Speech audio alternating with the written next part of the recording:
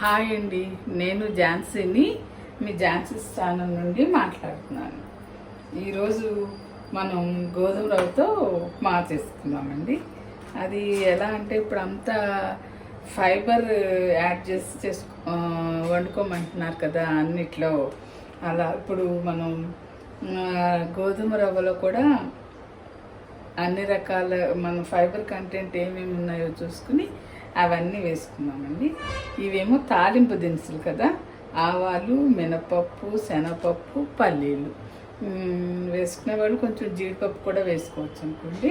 ఇదిగోండి నూనెమో ఆయిల్ ఇది వేసాను, కనబడుతుందో లేదో మీకు. ఆయిల్ అంటే 2 టేబుల్ స్పూన్ అనుకోండి, పెద్ద స్పూన్తో అన్నమాట. ఈ స్పూన్తో 2.5 స్పూన్ల దాకా వేసాను. తాలింపు వేసేసుకుందాం. ఆయిల్ హీట్ ఎక్కింది.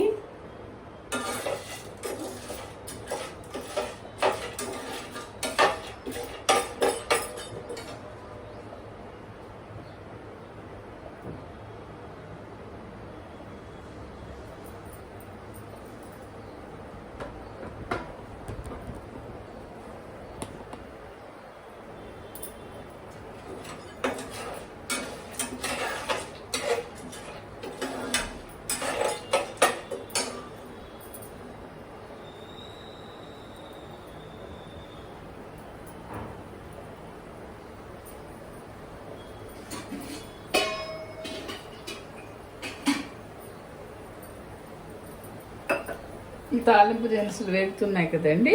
ఇప్పుడు దీంట్లో మనం వేసుకోవాల్సిన ఏంటో చూపిస్తున్నాను.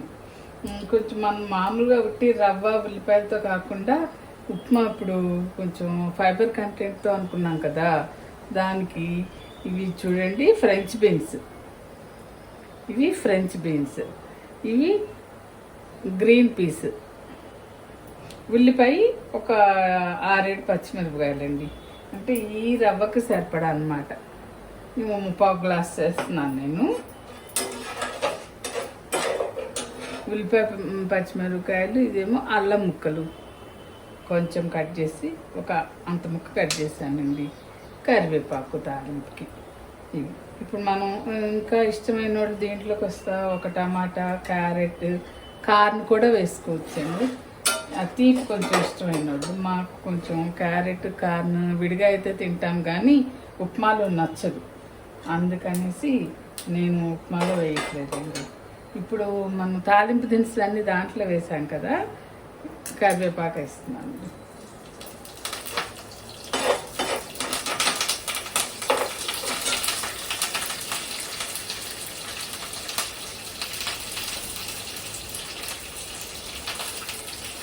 ఇది అల్లం ముక్కలు,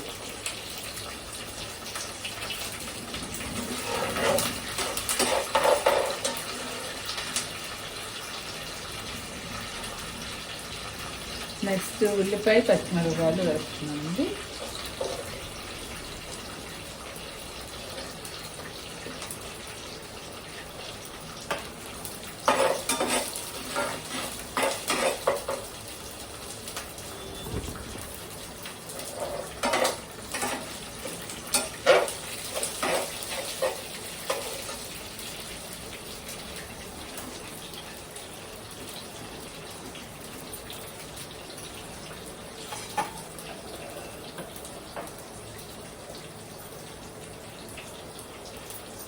ఇప్పుడంతా ఫైబర్ ఎక్కువ తీసుకుంటే మంచిది, కార్బోహైడ్రేట్స్ తక్కువ, ఫైబర్ ఎక్కువ అని చెప్తున్నారు కదండి. మొన్న దీంట్లో కూడా చదివాను నేను. మన ఎండోక్రైనాలజిస్ట్ నాగేశ్వర రెడ్డి గారు కూడా చెప్తున్నారు కదా, మన గట్ హెల్తీగా ఉండాలంటే మనం లేట్గా జీర్ణమయ్యే పదార్థాలే తినాలి అని చెప్తున్నారు ఆయన కూడా. లేట్గా జీర్ణం అంటే ఇప్పుడు మన ఈ ఫ్రెంచ్ బీన్స్, గ్రీన్ పీస్ ఇలాంటివన్నీ కొంచెం లేట్గానే జీర్ణం అవుతాయండి. ఉల్లిపాయ, పచ్చిమిరపకాయలు లైట్గా వేయండి. ఇంకా దీంట్లో మనం ఈ బీన్స్ కూడా వేసేసి వేపాలన్నమాట. Beans, French beans, green peas కలిపి వేసేస్తున్నాను నేను.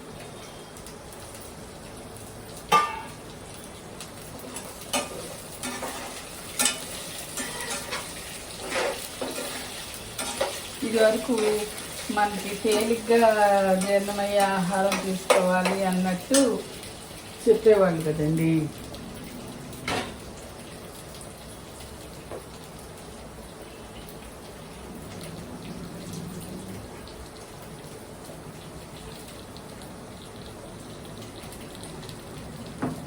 ఇవ్వండి, ఉప్పు మన టేస్ట్ తగ్గట్టు ఒక ముక్క స్పూన్ దాకా వేసాను.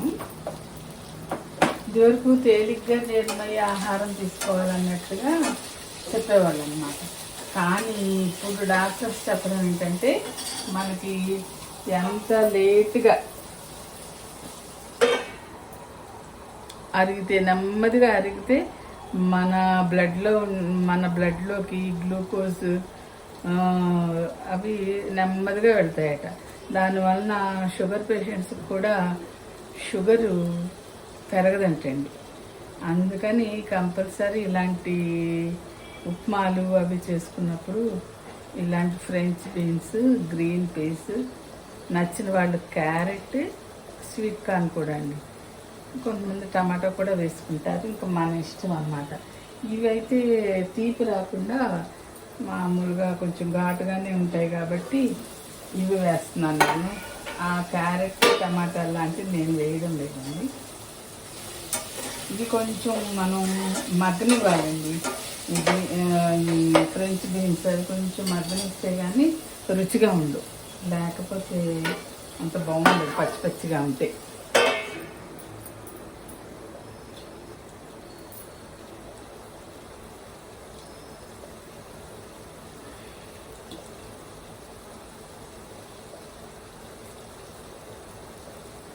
టేస్ట్ కూడా బాగుంటుందండి.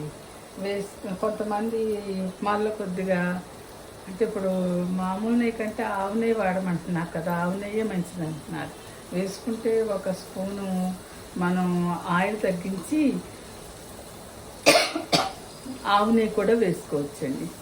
తాలింపులో వేసుకుంటే ఇంకా కమ్మగా ఉంటుంది. నెయ్యి ఇష్టంగా తినేవాళ్ళు అలా కూడా చేసుకోవచ్చు. నేనైతే పల్లి నూనె వేసానండి దీంట్లో. అంతకుముందు అంతా ఈ మధ్య అంతా మళ్ళీ పల్లి నూనె అయితే హీటింగ్ పాయింట్ ఎక్కువ ఉంటుంది, వాడడానికి మంచిది అంటున్నారు కదండి. అందుకని సన్ఫ్లవర్ ఆయిల్ వాడేవాళ్ళ వల్ల మేము కూడా పల్లి నూనెకి షిఫ్ట్ అయ్యామన్నమాట ఈ మధ్య.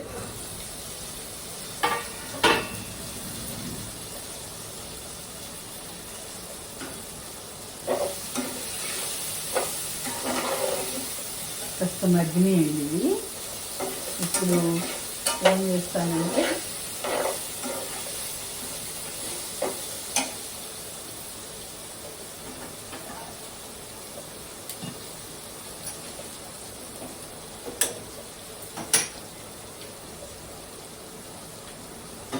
దీంట్లోకి ఇది రవ్వ 3/4 గ్లాస్ తీసుకున్నాను కదండి. ఈ 3/4 గ్లాస్కి ఇది సన్న గోధుమ రవ్వ అన్నమాట. దీనికి 2 గ్లాసులు నీళ్ళు పోసి పక్కన స్టవ్ మీద వేడి చేస్తున్నానండి. అంటే డైరెక్ట్గా దీంట్లో అయినా వేసుకోవచ్చు, కాకపోతే కొంచెం త్వరగా అవ్వాలనుకుంటే మనం అలా కూడా తీసుకోవచ్చు అండి. ఇప్పుడు ఈ గోధుమ రవ్వ ఈ తాలింపులో ఇది కూడా వేసేసి కొంచెం సేపు వేగనివ్వాలండి.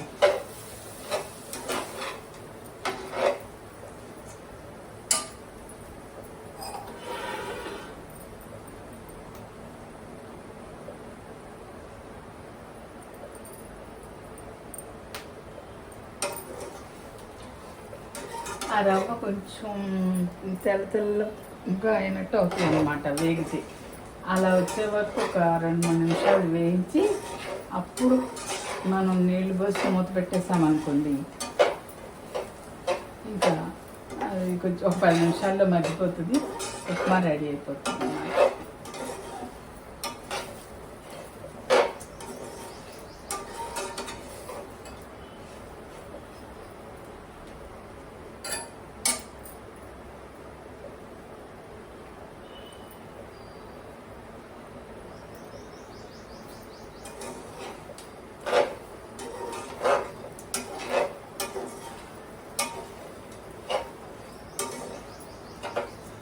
షుగర్ పేషెంట్స్కి అయితే మరీ మంచిది అంటున్నారండి. ఇప్పుడు చిన్నోళ్ళు పెద్దోళ్ళు అని లేకుండా అందరికీ షుగర్ ఒకటి వచ్చేస్తుంది కదా.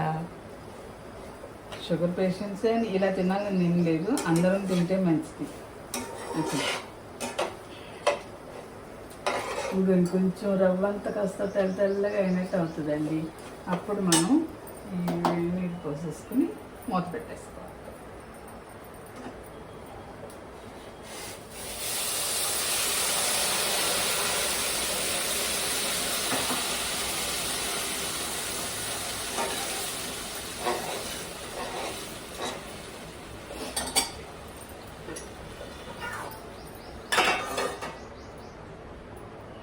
అంతేనండి, ఒక 10 నిమిషాల్లో ఉప్మా రెడీ అయిపోతుంది అన్నమాట.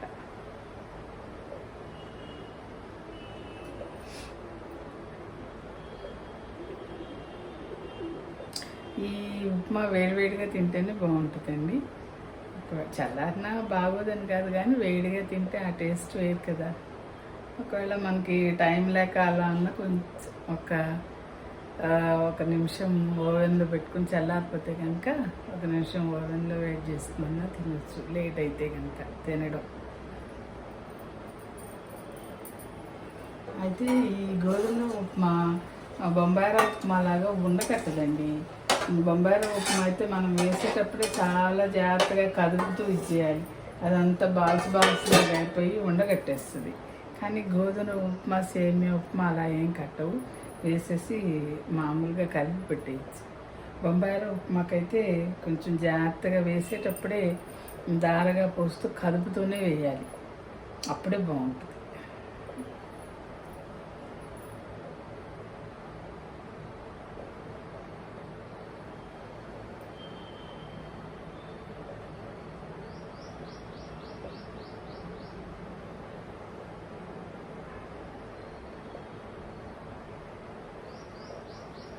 అయితే 3/4 గ్లాస్ రవ్వ అన్నాను కదండి.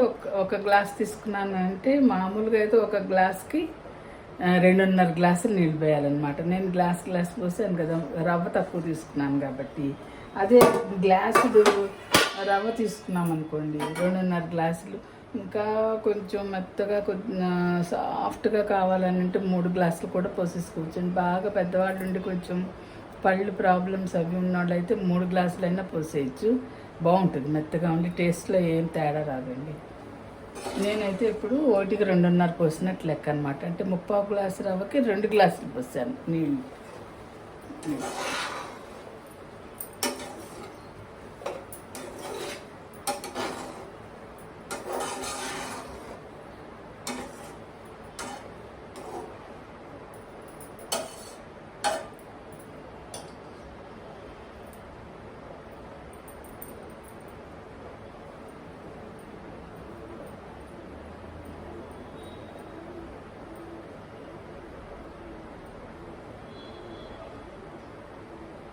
చూసారా, ఉప్మా రెడీ అయిపోయింది.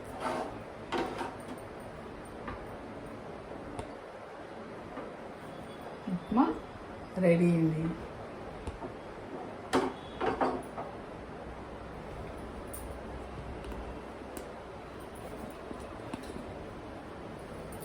ఎలా ఉందో చూడండి. అయితే మనం ఆ ఉప్మా చేసేటప్పుడే కొంచెం ఆ నీళ్ళు కొంచెం టేస్ట్ చేసి ఉప్పు సరిపోయిందో లేదో చూసుకోవచ్చండి. చూసుకొని కొంచెం తగ్గితే కనుక కొంచెం వేసుకోవచ్చు. ఓకే అండి, ఇది మీరు కూడా ట్రై చేసి ఇది ఎలా ఉందో నాకు టేస్ట్ ఎలా వచ్చింది, మీరు తింటే ఎలా ఉందో నాకు తెలియచేయండి. ఓకేనా?